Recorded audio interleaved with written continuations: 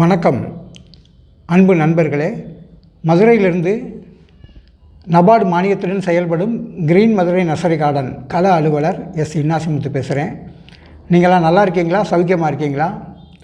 இன்றைக்கி பார்த்தீங்கன்னா உலகத்துலேயே நம்ம என்ன தொழில் செய்கிறோம் அப்படின்னே தெரியாமல் பண்ணிக்கிட்டு இருக்காங்க. அப்படின்னிங்கன்னா இந்த ஒரு தொழிலை சொல்லலாம். இது ஒரு கண்கட்டு வித்தை மாதிரி. நமக்கு இந்த தொழில் இப்படி நடந்துக்கிட்டு இருக்கு அப்படின்னு சொல்லி ஒரு கற்பனை கேட்டாத ஒரு தொழிலை பண்ணிக்கிட்டு இருப்பாங்க.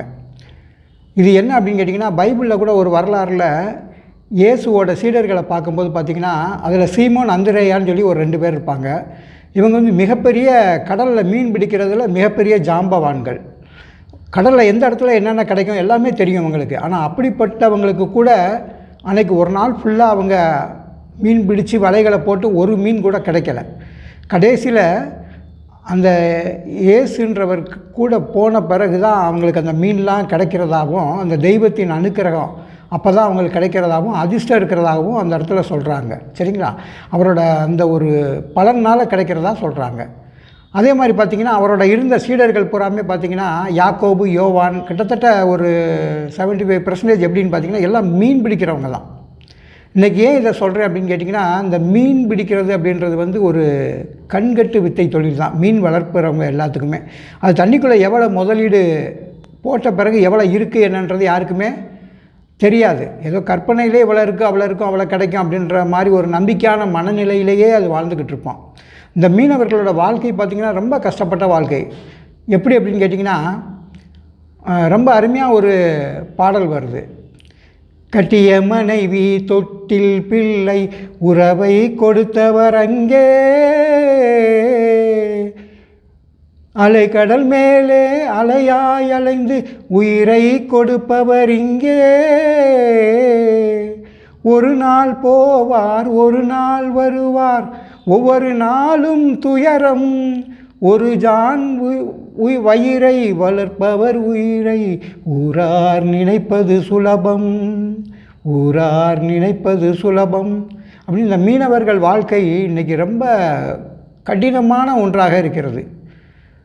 இன்றைக்கி ஏன் இதெல்லாம் பற்றி பேசணும் அப்படின்னிங்கன்னா, இன்றைக்கி நகரத்தாரோ கிராமத்தாரோ யாராக இருந்தாலும் பரவாயில்ல, உங்களோட இடங்களில் சின்ன இடமா இருந்தாலும் சரி, பெரிய இடமா இருந்தாலும் சரி, நீங்கள் மீன் வளர்த்து வருமானத்தை பார்க்கலாம். ஆனால் இதில் எவ்வளோ வருமானம் கிடைக்கும் அப்படின்னு பார்த்தீங்கன்னா, 60% உங்களோட உழைப்பு முதலீடு போட வேண்டியிருக்கும். ஒரு 40% தான் லாபம் கிடைக்கும். நிறையா பேர் அள்ளி விட்டுருவாங்க, கதை சொல்லுவாங்க, உங்களுக்கு லட்சம் கிடைக்கும், கோடி கிடைக்கும்னு. அப்படியெல்லாம் கிடையவே கிடையாது. நல்லா பாதுகாத்து வளர்த்திங்கன்னா ஒரு 60% முதலீடு பண்ணிங்கன்னா ஒரு 40% லாபம் கிடைக்கிறதுக்கு வாய்ப்பு இருக்குது. இல்லை அப்படின்னா போட்ட முதலீடு கூட கையில் தேராது. சரி, இப்போ மீன்களோட வகைகள் என்னென்ன வகைகள்லாம் இருக்குது, எப்படி எப்படியெல்லாம் இருக்குன்றதை பார்த்துருவோம். இந்த கட்லா மீன் அப்படின்றத பார்த்திங்கன்னா லேபியோ கட்லா அப்படின்னு சொல்லுவாங்க. இதோட வாய் எப்படி இருக்கும் அப்படின்னு பார்த்திங்கன்னா, அப்படியே மேமட்டத்தில் ஆகிறதுனால கீழ் உதடு கொஞ்சம் தள்ளி நல்லா தூரமாக இருக்கும், மேலே இருக்கிறது மண்டை நல்லா பெருசாக இருக்கும். சரிங்களா? அந்த கட்லா மேமட்டத்தில் இருக்கக்கூடிய ஒரு மீன். இது பார்த்திங்கன்னா 10 மாதம் வளர்க்கும்போது 1.5லேருந்து ஒரு 2 கிலோ வெயிட் வரைக்கும் கொடுக்கும். அதுக்கப்புறம் பார்த்திங்க அப்படின்னிங்கன்னா ரோகு அப்படின்னு சொல்லுவாங்க. அது லேபியா ரோகிட்டா அப்படின்னு பேர். இந்த மீன் பார்த்திங்கன்னா ஒரு 10 மாதத்தில் ஒரு அதாவது கிட்டத்தட்ட 1 கிலோலேருந்து 1.5 கிலோ வரைக்கும் வரக்கூடியது. இது நடுமட்ட மீன் அப்படின்வாங்க. தண்ணியில் நடுமட்டம் இருக்கக்கூடிய பகுதிகளில் நல்லா நீஞ்சி அந்த இடத்துல இருக்கிற தீவனங்களை எடுக்கக்கூடியது. அதுக்கப்புறம் பார்த்திங்கன்னா மிர்கால் அப்படின்பாங்க. அந்த மிர்கால் அப்படின்றது பார்த்திங்கன்னா சிரினஸ் சிரிகோசஸ் அப்படின்னு பேர். அந்த மிர்கால் மீன் பார்த்திங்கன்னா இதே மாதிரி தான் இருக்கும். அதாவது இந்த செதில்கள் பூராமே பார்த்திங்கன்னா நல்லா சிவப்பு கலரில் இருக்கும். இது அடிமட்ட மீன் அப்படின்வாங்க. ஒரு வலை போடும்போது இந்த மீன் தான் கடைசியாக மாட்டுற மீன். இது தண்ணிக்குள்ளே கீழ்மட்டத்தில் இருக்கிற உயிரினங்கள், பாசி அதெல்லாம் சாப்பிட்டுக்கிட்டு இருக்கோம். சரிங்களா? அதுக்கப்புறம் பார்த்திங்கன்னா சாதா கெண்டை அப்படின்வாங்க. சாதா கெண்டை கிட்டத்தட்ட இலங்கையிலேருந்து உற்பத்தி பண்ணி இங்கே நம்ம நாட்டுக்கு வளர்க்கக்கூடிய ரகம். இது பார்த்திங்கன்னா பார்த்திங்கன்னா அதாவது என்ன அப்படின்னு கேட்டிங்கன்னா சிரிகோசஸ் அப்படின்னு பேர். இந்த சாதா கண்டை மீன் அப்படின்னு பார்த்திங்கன்னா, அந்த சாதா கண்டையும் பார்த்திங்கன்னா தண்ணியில் அடிமட்டத்தில் இருந்து உயிர்களை சாப்பிட்டு வளரக்கூடிய மீன். அதுக்கப்புறம் பார்த்திங்கன்னா வெள்ளிக்கெண்டை அப்படின்வாங்க. இந்த வெள்ளிக்கெண்டை பார்த்திங்கன்னா மேமட்டத்தில் இருக்கக்கூடிய மீன். இந்த மீன் பார்த்திங்கன்னா இதோட வாய் வந்து அப்படி மேலாப்பில் கீழ்த்தலை வந்து கொஞ்சம் நீளமாக இருக்கும், உடம்பு முழுசும் நல்லா வெள்ளையாக இருக்கும். இது வந்து சைனா நாட்டிலேருந்து இறக்குமதி செய்யப்பட்ட மீன். இது வந்து இதோட அறிவியல் பெயர் பார்த்திங்கன்னா ஹைபோப்தா லிட்ரிக்ஸ் மோலிட்ரிக்ஸ் அப்படின்ற மாதிரி இதோட பேர் வந்து. அதுக்கப்புறம் பார்த்திங்கன்னா அதாவது புல்லுக்கண்டை அப்படின்வாங்க. இந்த புல்லுக்கண்டை வந்து பார்த்திங்கன்னா அந்த சாதா கண்டைக்கும் வெள்ளிக்கண்டைக்கும் நடுவில் இருக்கக்கூடிய, அதாவது தண்ணீரில் நடுமட்டத்தில் இருக்கக்கூடிய உயிரினங்களை சாப்பிட்டு வளரக்கூடியது. இல்லைன்னா அந்த ஓரங்களில் இருக்கக்கூடிய புல், கரையில் இருக்கிற புல், அதாவது தாவரங்கள் எல்லாத்தையும் உண்டு வாழக்கூடியது.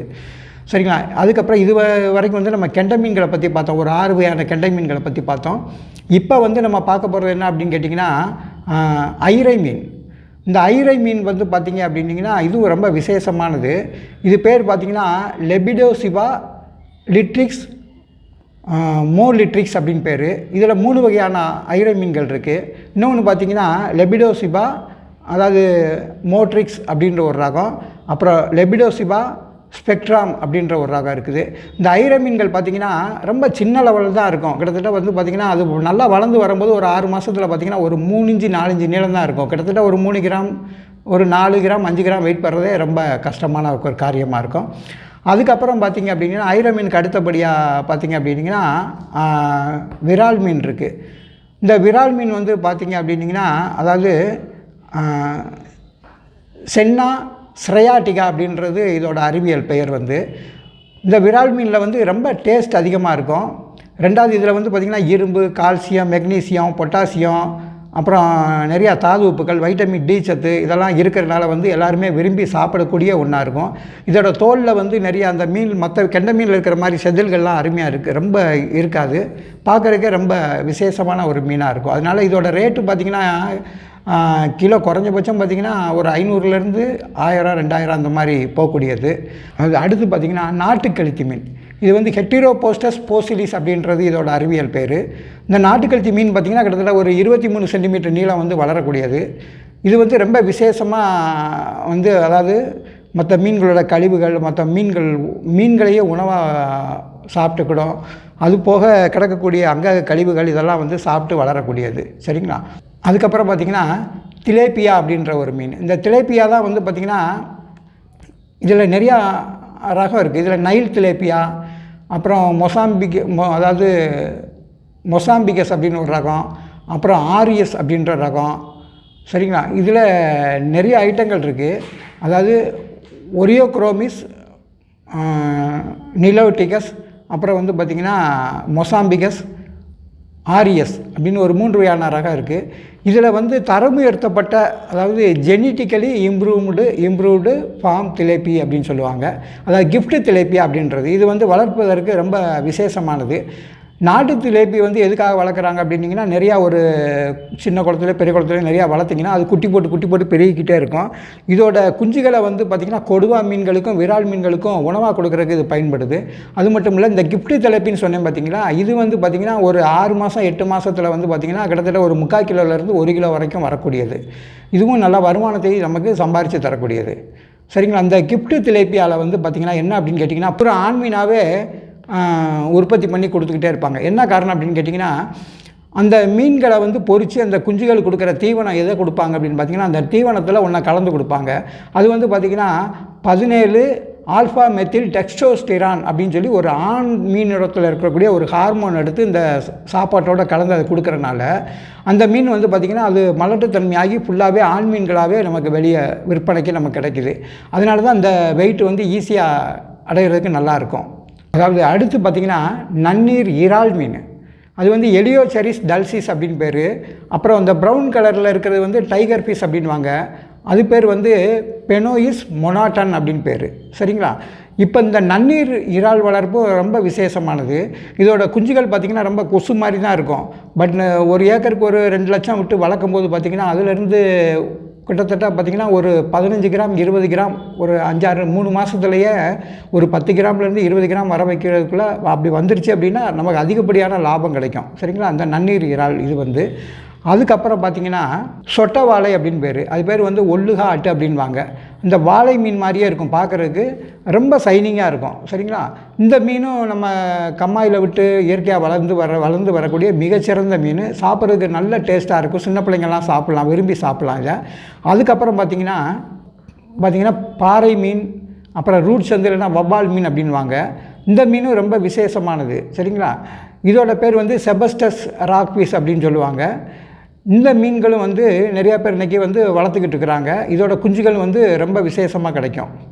அதுக்கப்புறம் பார்த்திங்கன்னா சிசி மீன் அப்படின்வாங்க. அது பேர் வந்து பார்த்திங்கன்னா சைப்ரினஸ் கார்பியா அப்படின்னு பேர்.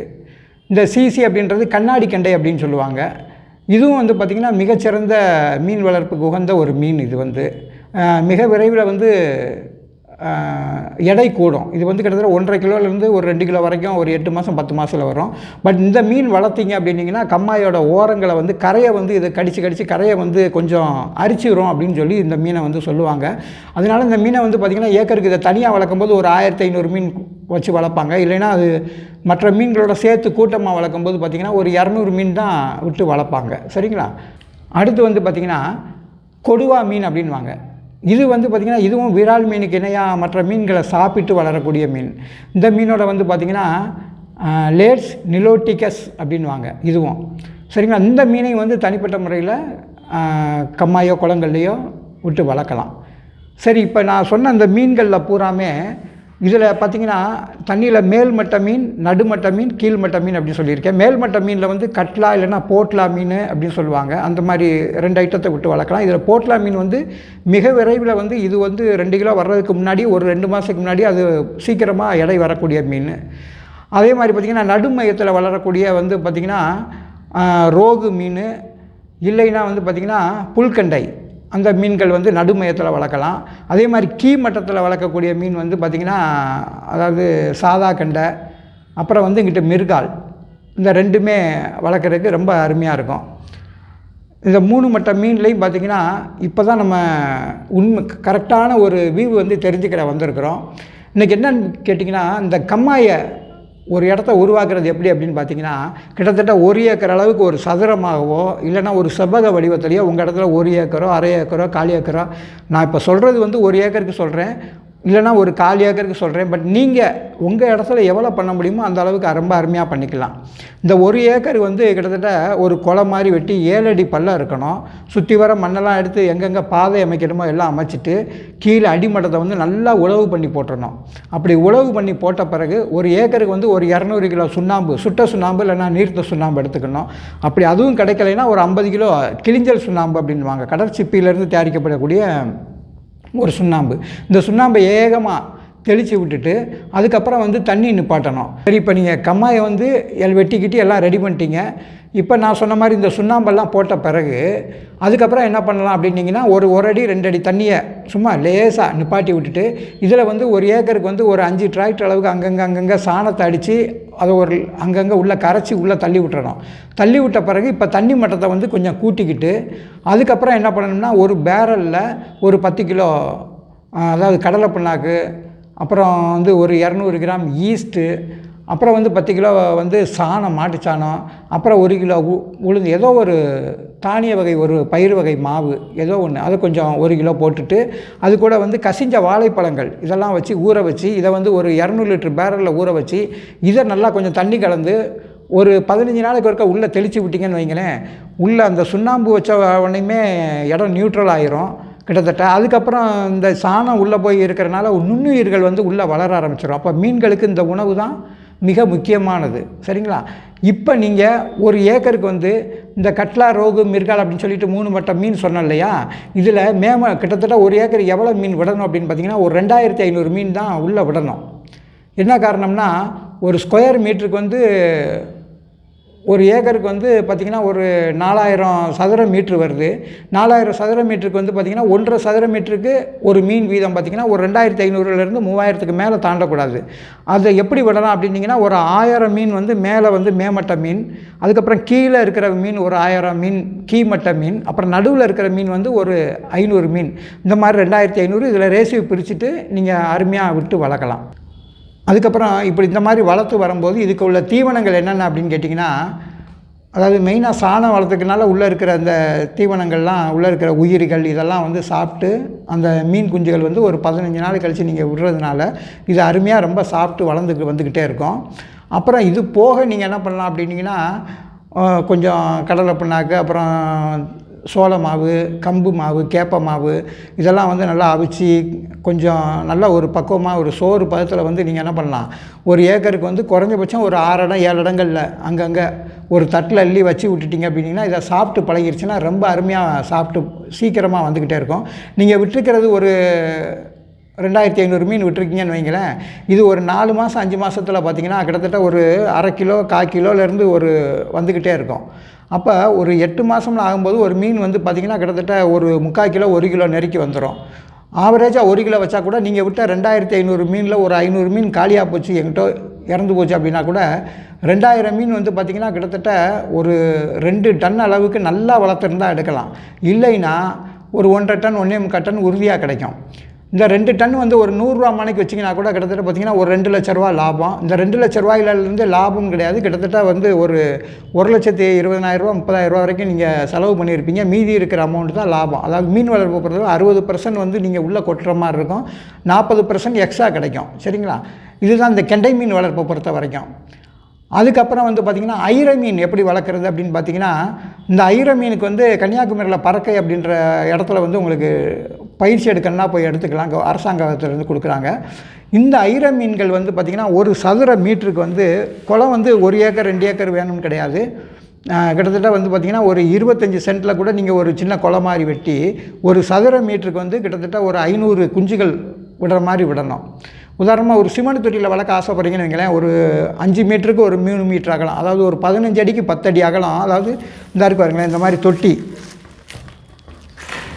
இது வந்து ஒரு 15 அடி, இது ஒரு 10 அடி, அந்த மாதிரி ஒரு தொட்டியில் விட்டு உள்ளுக்குள்ளே வந்து நல்லா மணலும் களிமண்ணும் கலந்த கலவை உள்ளே வந்து 90% களிமண் ஒரு 5% மணல் எல்லாம் கலந்து ஈஸியாக அந்த மண் இறுகாத அளவுக்கு உள்ளே போட்டு இதில் தண்ணி ரப்பி ஒரு 5 அடி உயரத்துக்கு தண்ணி ரப்பி வளர்த்திங்கன்னா இதில் வந்து பார்த்திங்கன்னா ஒரு சதுர மீட்டருக்கு 500 குஞ்சு சொல்லியிருக்கேன். அப்படின்றப்ப பொடி குஞ்சு கொசு மாதிரி தான் இருக்கும், அது கொஞ்சம் நீளமாக தான் இருக்கும். அது வந்து பார்த்திங்கன்னா ஐர மீன் வந்து குஞ்சுகள் வந்து இது வந்து 15 அடி நீளம், இது 10 கிட்டத்தட்ட ஒரு 150 சதுர அடி, இல்லைனா ஒரு 15 சதுர மீட்ரு கிடைக்கும் அந்த இடத்துல. இந்த 15 7500 மீன் குஞ்சுகளை வந்து ஐர மீன் குஞ்சுகளை உள்ளே விட்டு வளர்க்கலாம் நீங்கள். இது வந்து குஞ்சுகள் விடலாம். இது தாய் மீனாக விடணும் அப்படின்றப்ப இவ்வளோ தேவையில்லை, ஒரு 300 மீன்கள் விட்டிங்கனாலே அது அப்படியே சினை மீன்கள் ஒரு 300 மீன்கள் விட்டிங்கனாலே அப்படியே பொரிச்சு பெருகிக்கிட்டே வரும். இது வந்து ஒரு 25 சென்ட் அப்படின்னிங்கன்னா பார்த்திங்கன்னா ஒரு 1500 தாய் மீன்களை உள்ளே விட்டிங்கன்னா போதும். இப்போ இந்த இடத்துல விட்டுருக்கிறது ஒரு கிட்டத்தட்ட பார்த்திங்கன்னா 15 அடிக்கு வந்து 7500 மீன்கள் விட்டுருக்குறோம். இது வந்து வளர்த்து எடுக்கும்போது பார்த்திங்கன்னா கிட்டத்தட்ட ஒரு எவ்வளோ வரும் அப்படின்னு பார்த்திங்கன்னா ஒரு 7 கிலோ ஒரு 10 கிலோ வரைக்கும் வரும். இந்த 10 கிலோ எடுத்திங்கன்னு வைங்களேன், ஒரு கிலோ 2000 ரூபா, 20,000 ரூபாய்க்கு இது வந்து வருமானம் தரக்கூடியது. இந்த 20,000 ரூபாயில் வந்து உங்களோட செலவு வந்து பார்த்திங்கன்னா ஒரு 10,000 ரூபா இந்த மீனுக்காக செலவு வந்துடும். ஒரு 10,000 ரூபா வந்து லாபம் கிடைக்கும். எவ்வளோ நாள் லாபம் கிடைக்கும்னா கிட்டத்தட்ட ஒரு 6 மாதத்தில் இது வந்து உங்களுக்கு கிடைக்கும் ஐர மீனை பொறுத்த வரைக்கும். அதுக்கப்புறம் பார்த்திங்கன்னா விரால் மீன் வந்து வளர்க்குறதுக்கு பார்த்திங்கன்னா இதே மாதிரி 1 ஏக்கர் 2 ஏக்கர் அந்த மாதிரி வளர்த்திங்க அப்படின்னா 1 ஏக்கருக்கு வந்து சின்ன சின்ன மீன்களாக விட்டிங்கன்னா அதுக்கும் குறைஞ்சபட்சம் வந்து பார்த்திங்கன்னா ஒரு 3000 மீன் 4000 மீன் வரைக்கும் விரால் மீன் விடலாம். ஆனால் இதை சின்ன தொட்டிகள் வளர்ப்பில் நீங்கள் நேரடியாக பார்க்குற மாதிரி இருந்துச்சுன்னு வைங்களேன், கிட்டத்தட்ட அளவு பொதுவாக சொல்கிற அளவு எவ்வளோன்னா 1.5 சதுர அடிக்கு ஒரு மீன் இருக்கிற மாதிரி சொல்கிறாங்க. அதாவது ஒரு 20 அடி நீளம் ஒரு இந்த தொட்டி எடுத்துக்கோங்களேன். இது வந்து பார்த்திங்கன்னா விரால் மீன் வளர்ப்புக்கு ஒரு 20 அடி நீளம், இது வந்து பார்த்திங்கன்னா ஒரு இங்கிட்டு ஒரு 10 அடி வச்சுக்கிடுவோம். 20 அடி நீளம், அங்கிட்டு ஒரு 10 அடி. அப்போ இது வந்து பார்த்திங்கன்னா ஒரு 200 சதுர அடி இருக்கக்கூடிய இடம். இதே உயரம் வந்து தண்ணி நிப்பாட்டுறீங்க பார்த்திங்கன்னா ஒரு 5 அடி உயரம் நிப்பாட்டுறீங்க. அப்போ 200 × 5 இறஞ்சா 10 1000 சதுர அடி இருக்கிற மாதிரி இருக்குது இந்த இடம் வந்து. அப்போ இதில் ஒரு 1000 மீன் குஞ்சுகள் விரால் மீன் குஞ்சுகள் இந்த விரலளவு இருக்கக்கூடிய மீன் குஞ்சுகளை உள்ளே ஸ்டாக் பண்ணி நீங்கள் வளர்த்திங்கன்னா இதுக்கு விரால் மீன்களுக்கு மட்டும் தீவனம் என்ன பண்ணலாம் அப்படின்னு கேட்டிங்கன்னா அரிசி தவிடு, அப்புறம் இந்த கோதுமை மக்காச்சோளம் இதெல்லாம் வந்து நல்லா அவிச்சு எடுத்து வச்சுக்கிட்டிங்கன்னா ஒரு கொலன்னு ஒரு சோறு பதத்தில் இருக்கும். இது கூட என்ன பண்ணலான்னா மீன்களெல்லாம் நீங்கள் அப்படியே பச்சை மீனாக போடலாம். பட் தண்ணி சுமல் அடிக்க ஆரம்பிச்சிடும், தண்ணி கெட்டு போகிறதுக்கு வாய்ப்பு இருக்கும். அதனால் நீங்கள் என்ன பண்ணலான்னா கொஞ்சம் மீன் ஒரு 1 கிலோ 2 கிலோ மீனை வந்து நல்லா அவிச்சு அதை இந்த நம்ம சொன்ன ஏற்கனவே இந்த மக்காச்சோளம் அந்த தவிடு இதெல்லாம் கலந்து மொத்தமாக கலந்து வச்சுட்டு இதில் 1000 மீன் இருக்கிறனால ஒரு இங்கிட்டு வந்து ஒரு முதல் நாள்லேருந்து ஒரு இங்கிட்டு ஒரு அரை கிலோ இங்கிட்டு ஒரு அரை கிலோ வீதம் கொஞ்சம் கொஞ்சம் அங்கே ஒரு 4 இடத்துல தட்டில் வச்சு அந்த தட்டில் பூரா பார்த்திங்கன்னா ஒரு அடி உள்ள தண்ணிக்குள்ளே இறக்கி வச்சிட்டிங்கன்னா அந்த குஞ்சுகள் வந்து கொஞ்சம் கொஞ்சமாக சாப்பிட்டு பழக ஆரம்பிச்சிடும். இது டெய்லி காலையிலையும் சாயங்காலமும் குறிப்பிட்ட நேரம் காலைல ஒரு 7 மணிக்கு கொடுத்திங்கன்னா சாயங்காலம் 7 மணிக்கு கொடுக்கணும், காலைல 6 மணிக்கு கொடுத்திங்கன்னா சாயங்காலம் ஒரு 6 மணிக்கு கொடுக்கணும். இந்த மாதிரி தீவனத்தை கரெக்டாக கொடுத்தீங்க அப்படின்னு வைங்களேன், ஒரு 6 மாதத்துலாம் இதில் ஒரு 1000 மீன் நம்ம போட்டிருக்கோம்னு வைங்க, 1000 மீனில் ஒரு 800 மீன் தான் உயிரோடு இருக்குது அப்படின்னா கூட ஒரு 800 மீன் ஒரு அரை கிலோ சைஸுக்கு வந்துட்டால் 8×5 40 கிட்டத்தட்ட என்ன இருக்குன்னா 800 8×5 40 கிட்டத்தட்ட ஒரு 400 கிலோ மீன் வந்து நமக்கு ரெடி ஆயிடுச்சு. இந்த 400 கிலோ வந்து கிட்டத்தட்ட ஒரு 300 ரேட்டுக்கு விற்றிங்கன்னா கூட என்னாச்சு, நாமனா 12,000 ரூபா கிடைக்கிது நமக்கு. பட் இதுவும் நல்ல தொழில் தான். இது வந்து நான் இந்த தொட்டியில் வளர்க்குறதுக்கு சொல்கிறேன். இதை வயலில் வளர்க்குறதும் பார்த்திங்கன்னா தண்ணி வந்து பார்த்திங்கன்னா ஒரு 4 அடி 5 அடி தண்ணி இருந்தால் போதும். அதுலேயும் பார்த்திங்கன்னா ஒரு 2500 3000 விரால் மீனை விட்டு அது வளர்க்குறதுக்கு வந்து பார்த்திங்கன்னா அதாவது இந்த திலேப்பியா மீன்களை உள்ளே விட்டு சாப்பிட வச்சு அப்படி கொஞ்சம் கொஞ்சமாக ட்ரைனிங் கொடுத்துட்டு வந்தீங்க அப்படின்னு வைங்களேன், ரொம்ப அதிகப்படியான வளர்ச்சி இருக்கும். அந்த மாதிரி நல்லா தண்ணி நல்ல மட்டம் உயரமாக நிப்பாட்டிருக்க சூழ்நிலை உங்களுக்கு இருந்துச்சு அப்படின்னா கிட்டத்தட்ட ஒரு 10,000 மீன் வரைக்கும் கூட நீங்கள் விரால் மீனை விட்டு என்ன பண்ணலாம், ரொம்ப அருமையாக வளர்த்தெடுக்கலாம் அந்த குலை மாதிரி வெட்டியிருந்தீங்கன்னா. சரிங்களா? அப்புறம் பார்த்திங்கன்னா நாட்டுக்கழுத்தி மீன் அப்படின்வாங்க, அதாவது பங்கரியாஸ் அப்படின்வாங்க அந்த மீன் பேர் வந்து. இந்த நாட்டுக்கழுத்தி மீன்களையும் ரொம்ப அருமையாக நீங்கள் என்ன பண்ணலாம், ஒரு ஏக்கரில் நீங்கள் அப்படி வளர்க்க போகிறீங்க அப்படின்னிங்கன்னா கிட்டத்தட்ட இதுவும் வந்து பார்த்திங்கன்னா ஒரு 23 சென்டிமீட்டர் தான் வளரும். இது ஒரு 1/4 கிலோ அரை கிலோ வீதம் ஒரு 3/4 கிலோ வரைக்கும் ஒரு 8 மாதத்தில் வளர்ந்து வரும். இந்த கெளுத்தி மீன்களையும் நீங்கள் நிறையா என்ன பண்ணலாம், ஏகத்துக்கும் ஒரு குறைஞ்சபட்சம் ஒரு 5000 மீன் குஞ்சு, 5000லேருந்து ஒரு 8000 மீன் குஞ்சு வரைக்கும் கூட இதையும் சுற்றி வர நீங்கள் விட்டு என்ன பண்ணலாம், ரொம்ப அருமையாக வளர்க்கலாம். அந்த இடத்த சைஸை பொறுத்த வரைக்கும் நீங்கள் ரொம்ப அருமையாக வளர்க்கலாம். இதுக்கும் வந்து இந்த தீவனங்கள் வந்து என்ன பண்ணலாம், அதாவது இந்த அரிசி தவிடு, அப்புறம் அந்த கோதுமை தவிடு, அப்புறம் மக்காச்சோளம், இதெல்லாம் இந்த ஏற்கனவே சொன்ன மாதிரி தான் அந்த தீவனத்தெல்லாம் கலந்து உள்ளே போட்டு ரொம்ப அருமையாக வளர்க்கலாம். அப்புறம் பார்த்திங்கன்னா இன்றைக்கி அந்த கடலோர பகுதிகளெல்லாம் வந்து டைகர் இறால் வளர்க்குறாங்க. இதே அந்த கடலை தாண்டி இருக்கக்கூடிய நல்ல நீர் இருக்கக்கூடிய பகுதிகளில் வந்து இதே மாதிரி நான் சொன்ன மாதிரியே குளம் வெட்டி எல்லாம் ரெடி பண்ணிவிட்டு எல்லாம் ரெடி பண்ணிவிட்டு பார்த்திங்கன்னா அந்த நன்னீர் இறால் மீன் குஞ்சுகளை வாங்கிட்டு வந்து விடலாம். இது எவ்வளோ விடலாம் அப்படின்னிங்கன்னா ஒரு ஏக்கருக்கு வந்து 1 லட்சம் மீன் குஞ்சுகள், அதாவது ஒரு ஏக்கருக்கு 2 லட்சம் மீன் குஞ்சுகளை உள்ளே விடலாம். சரிங்களா? ஒரு ஏக்கருக்கு 2 லட்சம் மீன் குஞ்சுகள் கண்டிப்பாக விடலாம். அதாவது அடுத்து நம்ம பார்க்க போகிறது பார்த்திங்கன்னா நன்னீர் இறால் வளர்ப்பு. இந்த நன்னீர் இறால் வந்து பார்த்திங்கன்னா அதாவது கடலோரத்தில் வளர்க்கக்கூடியது வந்து கருப்பு நிற இறால், அதாவது டைகர் இறால் அப்படின்வாங்க. அது வந்து உப்பு தண்ணியில் வளரக்கூடியது. நீங்கள் நம்ம என்ன பண்ணலாம் அப்படின்னிங்கன்னா, இடம் இருக்கிறவங்க நல்ல ஒரு 5 கிலோமீட்டர் 10 கிலோமீட்டர் தாண்டி இருக்கிறவங்க இடம் நல்ல தண்ணி இருக்குது அப்படின்னிங்கன்னா நான் சொன்னபடி வந்து இந்த குளங்கள் கம்மாய்களை வந்து ரெடி பண்ணிக்கிட்டு அதில் வந்து என்ன பண்ணலான்னா இந்த நன்னீர் இறாலை வந்து அந்த குஞ்சுகளை வாங்கிட்டு வந்து விடலாம். இந்த நன்னீர் இறால் குஞ்சுகள் வந்து பார்த்திங்கன்னா ஒரு ஏக்கருக்கு வந்து 2 லட்சம் குஞ்சுகள் உள்ளே விடணும். 2 லட்சம் குஞ்சுகள் விடும்போது அது என்ன பண்ணணும் அப்படின்னிங்கன்னா அதுக்குள்ள தீவனங்கள், இந்த தீவனம் வந்து இன்றைக்கி இறாலுக்குள்ள தீவனங்கள் வந்து கடையிலே விற்கிது. அது மிதவை தீவனமாகவும் கொஞ்சம் உள்ள மூழ்கி கிடக்கக்கூடிய தீவனமாகவும் இன்றைக்கி விற்கிது. அந்த தீவனங்களை வந்து ஒரு இறால் எவ்வளோ சாப்பிடுது அப்படின்றத வச்சு கணிச்சு நீங்கள் ரொம்ப அருமையாக அதை வந்து கொண்டு வரலாம். அதுக்கு வந்து பார்த்திங்கன்னா அந்த கம்மாய்க்குள்ளே வந்து ஒரு செக்கு ட்ரே இருக்குது. இப்போ அந்த நன்னீர் இறால் மீன் வாங்கிட்டு வரீங்க பார்த்தீங்களா, வாங்கிட்டு வரும்போது அவங்கள்ட்ட சொல்லணும் நம்மளோட தண்ணியோட pH. இங்கே பொதுவாக எல்லா மீன்கள் வளர்க்கும் போதே தண்ணியோட pH எவ்வளோ இருக்கணும் அப்படின்னிங்கன்னா 7.5லேருந்து 8.5 வரைக்கும் தான் அந்த pH வந்து இருக்கணும். அதுக்கு மேலே போச்சுனாலும் மீன்கள் இறக்குறதுக்கு வாய்ப்பு இருக்கும், கீழே குறைஞ்சதுனாலும் இறக்குறதுக்கு வாய்ப்பு இருக்கும். அது மட்டும் இல்லை, இந்த கம்மாயில் இருக்கக்கூடிய தண்ணியில் வந்து பார்த்திங்கன்னா உள்ளே இருந்து பார்த்திங்கன்னா முட்டையாக திடீர்னு வந்துச்சு அப்படின்னிங்கன்னா அந்த ஹைட்ரஜன் சல்ஃபைடு வாயுக்கள் அதிகமாக இருந்துச்சு அப்படின்னா அழுகிய முட்டை நாற்றம் எடுக்கக்கூடிய வாயுக்கள் இருக்கும். சில நேரம் ஆக்சிஜன் பற்றாக்குறையாக இருக்கும். அதையும் வந்து பார்த்திங்கன்னா டிசால்வ் ஆக்சிஜன் பவுடர்னு இருக்குது. அது எமர்ஜென்சியாக இருந்துச்சுன்னா உள்ளே போட்டு என்ன பண்ணலாம், போட்டுக்கலாம். இல்லைனா தண்ணிக்கு வந்து ஏரோட்டர் கொடுக்கணும். இந்த நன்னீர் மீறால் வளர்க்குறதெல்லாம் வந்து பார்த்திங்கன்னா தண்ணீரில் அங்கங்கே என்ன பண்ணணும், ஒரு மோட்ரு சிஸ்டம் வச்சுட்டு ஒரு கிட்டத்தட்ட ஒரு 7-8 விசிறிகள் இருக்கிற மாதிரி வச்சு தண்ணிக்குள்ளே வாரி ஒரு 5-6 இது வந்து இறச்சி போட்டுக்கிட்டே இருக்கணும். அப்படின்னா தண்ணிக்குள்ளே ஆக்சிஜன் லெவல் குறையாமல் இருக்கும். அது மட்டும் இல்லை, இந்த தண்ணிக்குள்ளே வந்து உயிரினங்கள், இந்த பொடி விலங்கு நுண்ணுயிர்கள், தாவர நுண்ணுயிர்கள் இதெல்லாம் இருந்துக்கிட்டே இருந்துச்சுன்னா தான் சூரிய வெளிச்சம் வந்து உள்ள வரைக்கும் போகாமல் இருக்கும். இல்லைனா தண்ணி மட்டமும் குறையக்கூடாது. தண்ணி மட்டத்தை கரெக்டாக நிப்பாட்டிக்கிட்டே இருக்கணும். அப்படி குறைஞ்சிது அப்படின்னா சூரிய வெளிச்சம் வந்து ரொம்ப உள்ளே போய் தண்ணியெல்லாம் சூடாயிரும். அப்படி சூடாச்சுனாலும் மீன்களுக்கு வந்து ஆபத்து. அப்போ தண்ணி வெளிச்சம் உள்ளே போகாமல் இருக்கணும்னா அந்த மேலே வந்து ஒரு க்ரீன் கலரில் அந்த பாசிகள் அந்த ஒரு சொதெல்லாம் இருந்துச்சுன்னா தான் உள்ள வரைக்கும் உங்களுக்கு தண்ணி போகாது. இந்த நன்னீர் இறாலையும் பார்த்திங்கன்னா அங்கே கண்டிஷன் அப்படின்னு சொல்லுவாங்க. என்ன கண்டிஷன் அப்படின்னு கேட்டிங்கன்னா, அங்கே நம்ம தண்ணி வந்து நல்ல தண்ணியாக இருக்குது, அங்கே இருக்கிறத அவங்க உப்பு தண்ணியில் வளர்த்துருப்பாங்க.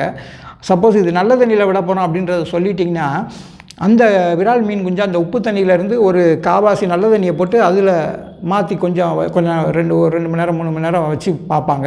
அதுக்கப்புறம் ஒரு பாதி இது நல்ல தண்ணிக்கு மாற்றுவாங்க. அப்படி கண்டிஷன் பண்ணி அதை நல்ல தண்ணியில் வாழக்கூடிய அளவுக்கு கொண்டு வந்து அதுக்கப்புறம் நம்மள்கிட்ட ஒரு நாள் கழித்து நம்மள்கிட்ட கொடுப்பாங்க.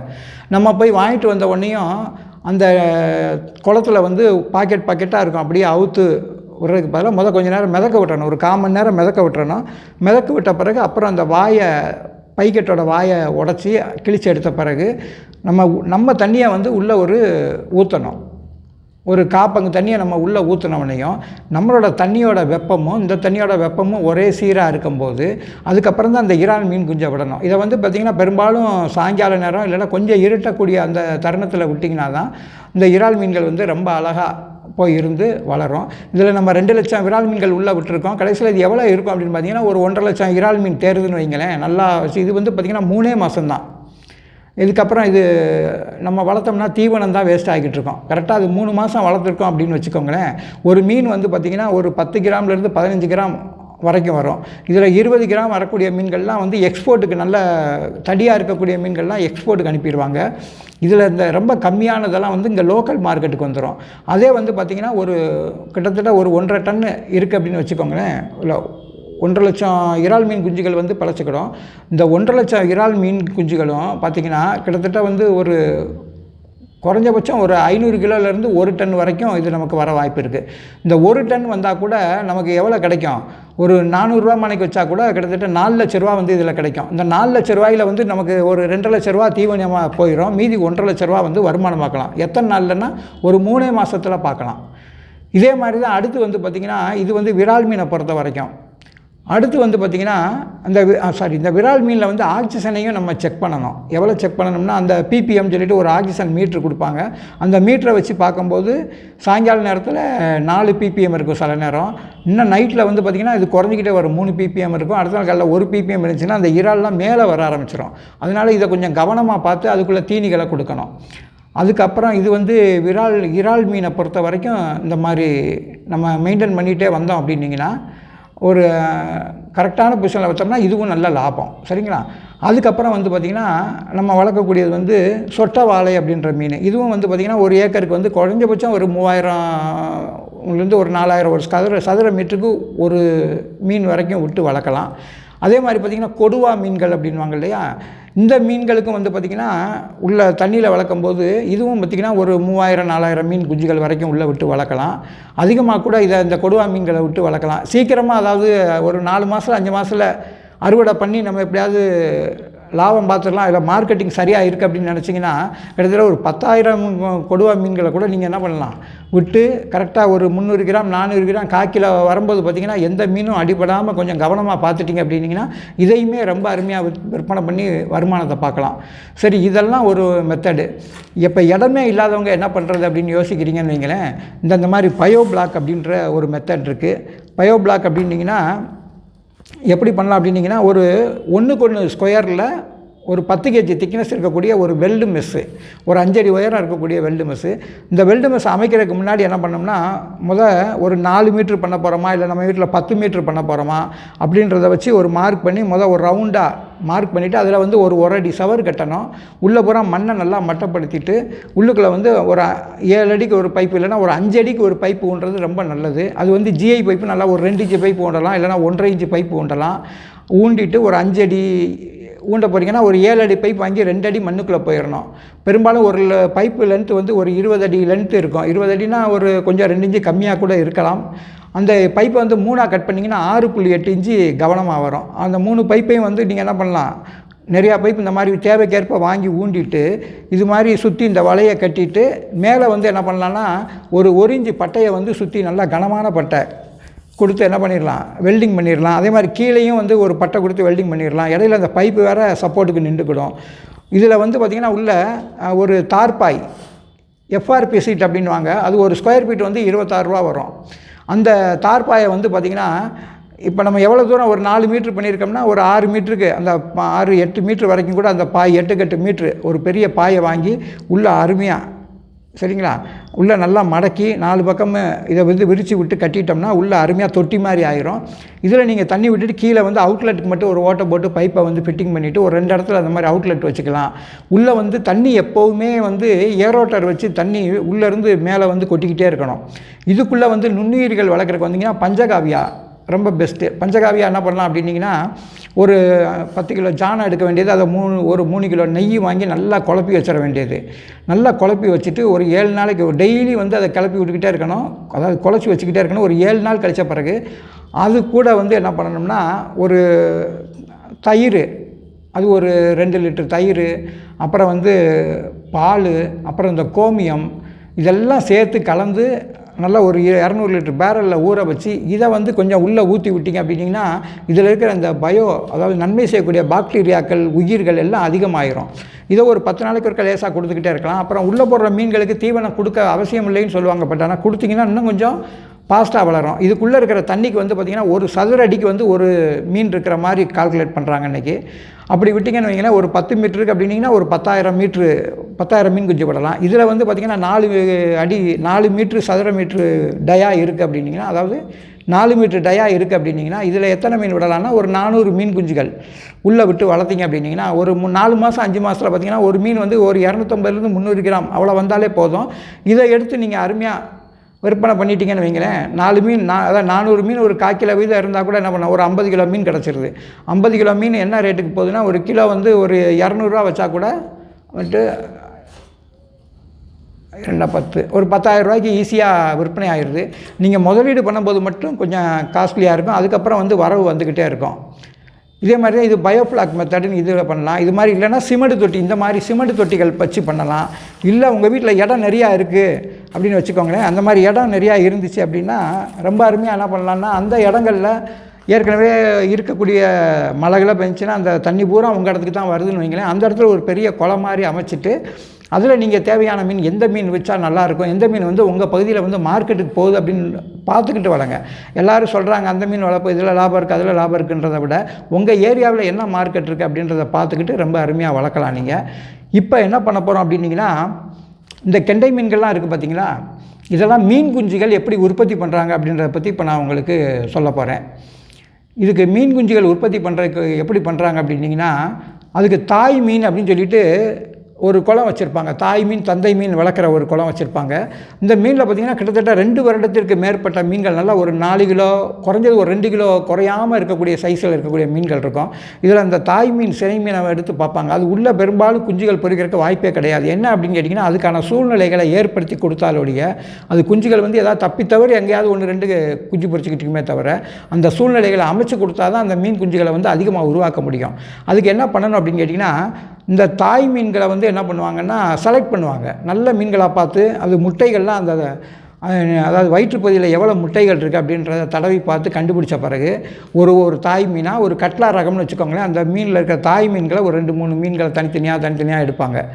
எடுத்து என்ன பண்ணுவாங்கன்னா இன்னொரு குளத்தில் ஒரு 2 மீட்ரு நீளம் 1 மீட்டர் அகலம் 1 மீட்டர் ஆழமுள்ள ஒரு இந்த மாதிரி அதாவது நெட்டு, இந்த நெட்டை வந்து உள்ளுக்குள்ளே வந்து இது வந்து ப்ளூ கலரில் கூட இருக்கலாம், இது நல்லா பொடி நெட்டு இல்லைன்னா இந்த மாதிரி நெட்டை வந்து அழகாக போட்டு வச்சுருவாங்க.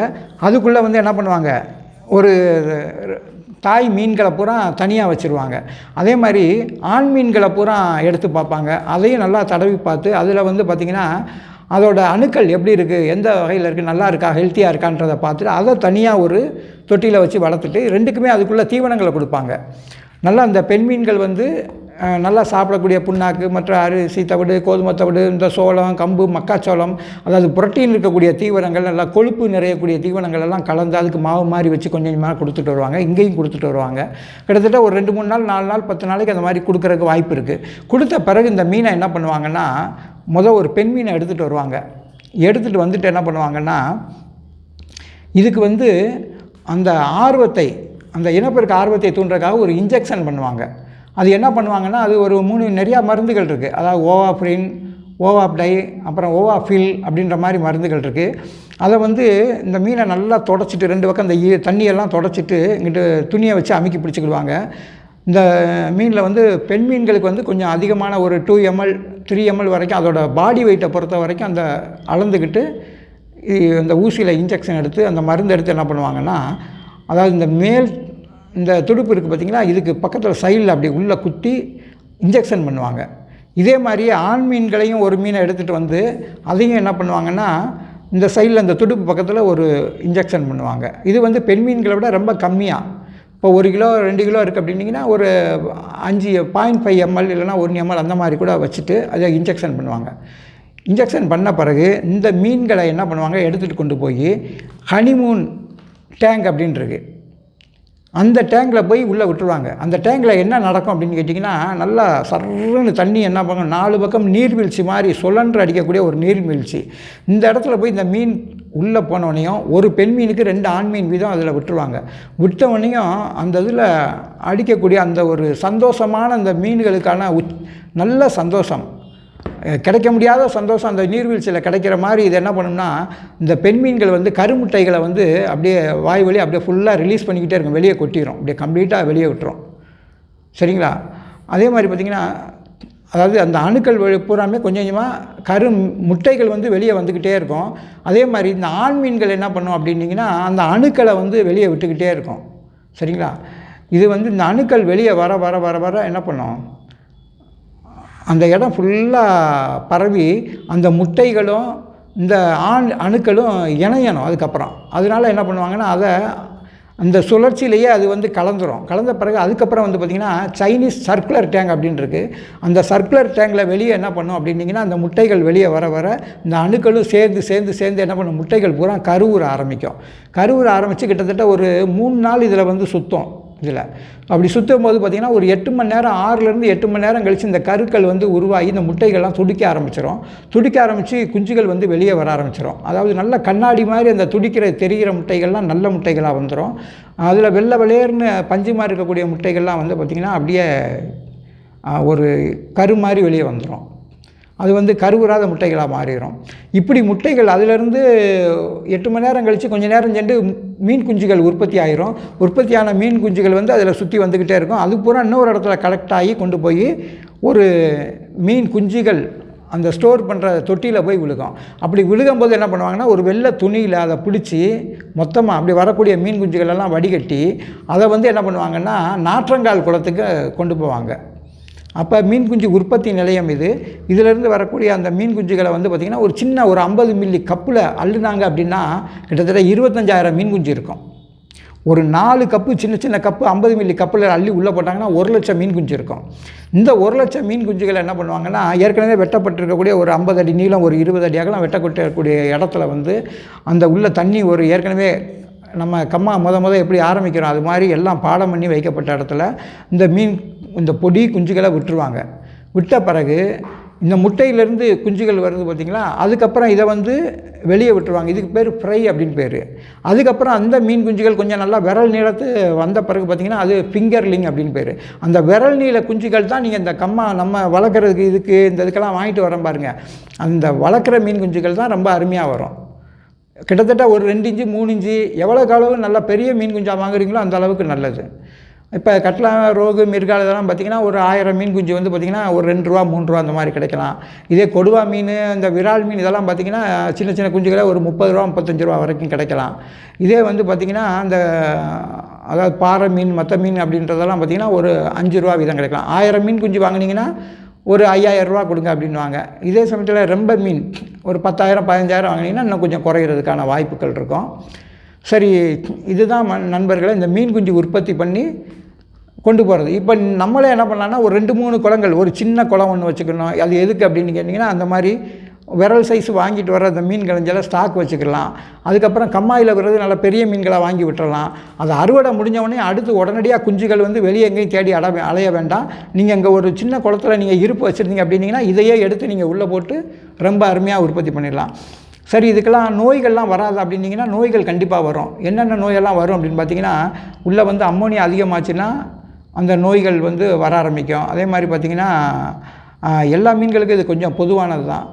உள்ளே வந்து ஆக்சிஜன் வந்து பற்றாக்குறை ஏற்படவே கூடாது. ஆக்சிஜன் பற்றாக்குறை ஏற்பட்டுச்சு அப்படின்னிங்கன்னா அதனாலேயும் மீன்கள் வந்து செத்து போகும்.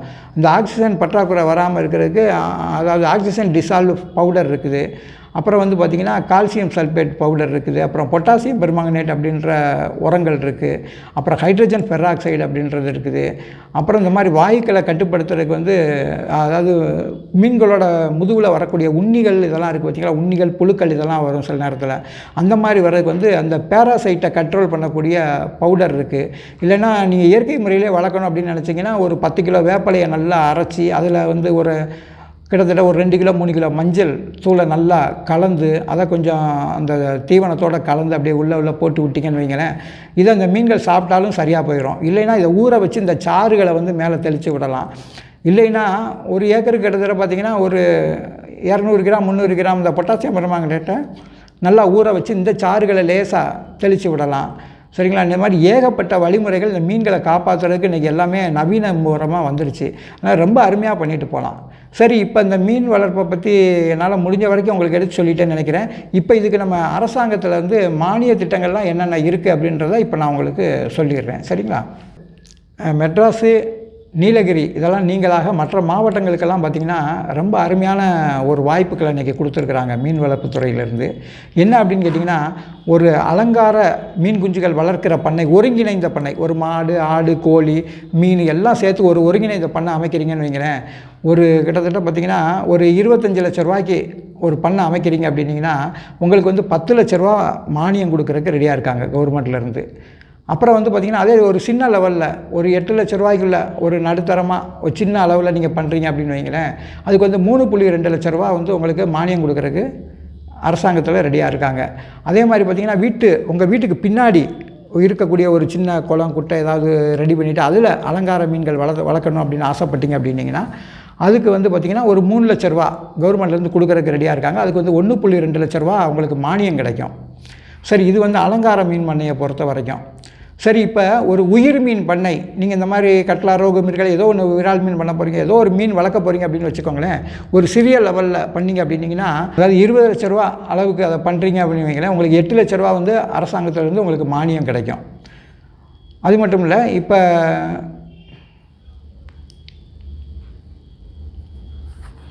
இப்போ நீங்கள் என்ன பண்ணலாம் அப்படின்னா ஒரு கடை வைக்க போகிறீங்க, மீன் வெட்டி விற்கிற மாதிரி ஒரு கடை வைக்க போகிறீங்கன்னு வைங்களேன், அந்த கடைக்கு வந்து அட்வான்ஸ்லாம் கொடுத்து ஒரு 10 லட்ச ரூபா நீங்கள் செலவு பண்ணியிருக்கீங்கன்னு வைங்களேன், கவர்மெண்ட்லேருந்து பார்த்திங்கன்னா கிட்டத்தட்ட எவ்வளோ கிடைக்கும் அப்படின்னிங்கன்னா ஒரு 4 லட்ச ரூபா.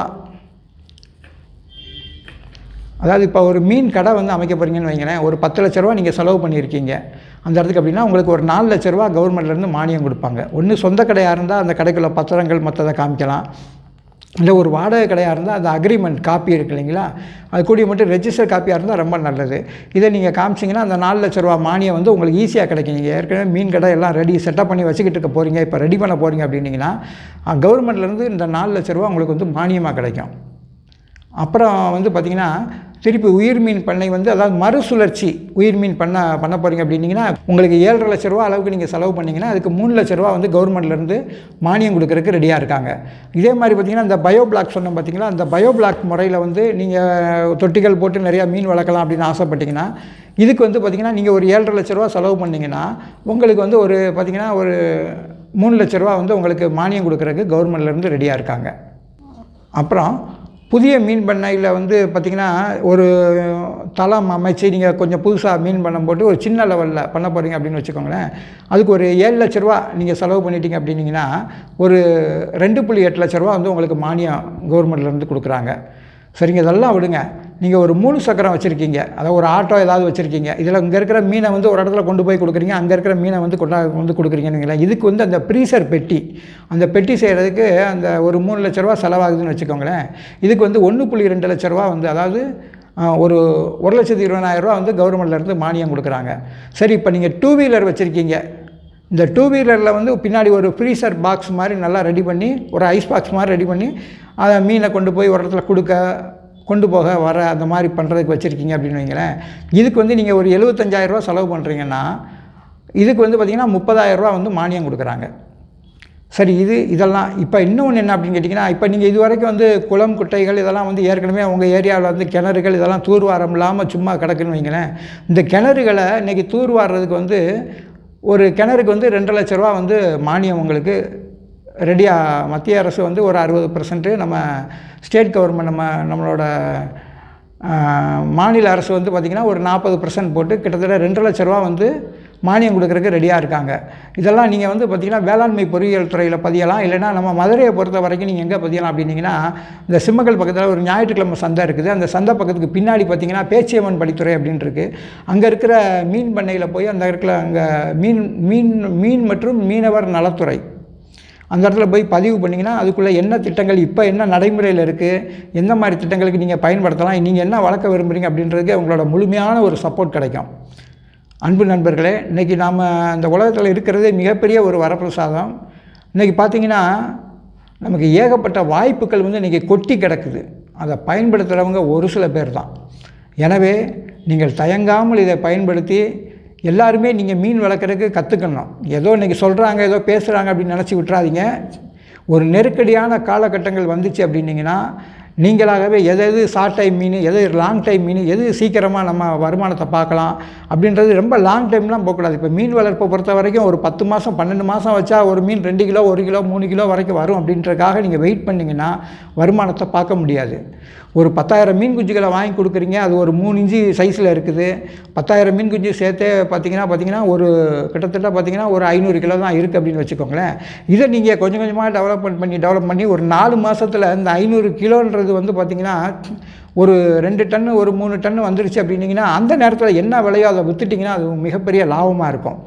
அதை கடைசி வரைக்கும் வளர்த்திங்கன்னா அதுக்குள்ளே தீவன செலவுகள் இருக்குது பார்த்திங்களா, அந்த லாபத்தையும் மீறி வெளியே போகக்கூடிய வாய்ப்புகள் இன்றைக்கி இருக்குது. அதனால தான் இன்றைக்கி மீனவர்களோட வாழ்க்கை இன்றைக்கி தரம் குறைஞ்சி போகிறதுக்கும், தரம் குறைன்னு சொல்ல முடியாது, அவர்களோட பொருளாதாரம் நலிவடைவதற்கு இதெல்லாம் ஒரு சில முக்கியமான காரணங்களாக இருக்கும். இன்னொன்று என்ன சொல்கிறேன் அப்படின்னு கேட்டிங்கன்னா, இந்த மீன் வளர்க்குறவங்க யாருமே வந்து பார்த்திங்கன்னா இழப்பை சந்திக்கவே இல்லை. நான் தொட்டதெல்லாம் பொண்ணு தான், தொட்டதெல்லாம் லாபம் தான் அப்படின்னு சொல்லி இன்றைக்கி யாருமே ஒரு ஆள் கூட சொல்ல முடியாது. அத்தனை இழப்புகளையும் அவர்கள் சந்தித்து அதிலிருந்து மீண்டு வந்து இன்றைக்கி வந்து ஒரு செட்டப்பில் உட்காந்துருக்காங்க. இன்றைக்கி அவங்கள்ட்ட போய் கேட்டிங்கன்னா என்ன சொல்லுவாங்கன்னா, எனக்கு வேறு தொழில் தெரியாது, இதை நான் பெரிதாக பண்ணிட்டேன், இப்போ என்னை தொழில் வந்து விட மாட்டேங்குது அப்படின்ற மாதிரி தான் அந்த பொசிஷன் உருவாகிருக்குமே தவிர, அவங்களா விரும்பி செய்யக்கூடிய காரியங்கள் இன்றைக்கி அதிகப்படியான லாபம் வந்தால் மட்டும்தான் அவங்களால விரும்பி செய்ய முடியும். ஏன்னா அந்த அளவுக்கு பாடுபட்டுக்கிட்டு இருக்கிறாங்க. அதனால் நீங்கள் என்ன பண்ணலாம், ஒரு கால் இனிமேல் போகிற காலத்தில் எந்த சூழ்நிலை எப்போ வரும் தெரியாது. அதனால் உங்கள் வீட்டில் வந்து ஒரு குறைஞ்சபட்சம் ஒரு மாதத்தில் வாரத்தில் ஒரு நாள் நீங்கள் மீன் சாப்பிடுவீங்க. அந்த மீன்களை வந்து நீங்களே உற்பத்தி பண்ணக்கூடிய அளவுக்கு நீங்கள் உங்களை வளர்த்து கொள்ள வேண்டும் என்று கூறுகிறேன். இதனால் என்னென்னா இந்திய நாட்டு மக்களுக்கு பூராமே மிகப்பெரிய ஒரு புரதச்சத்து கிடைக்கும். எல்லாருமே தன்னிச்சையாக செயல்படக்கூடிய அந்த அறிவும் ஞானமும் கடவுள் தர வேண்டும் என்று கேட்டுக்கொண்டு இதுவரைக்கும் பொறுமையோடு காத்திருக்கீங்க பார்த்தீங்களா, உண்மையில் நீங்கள் உங்களை மாதிரி கிரேட். உங்களுக்கு நன்றி கூறி விடைபெறுகிறேன். நன்றி.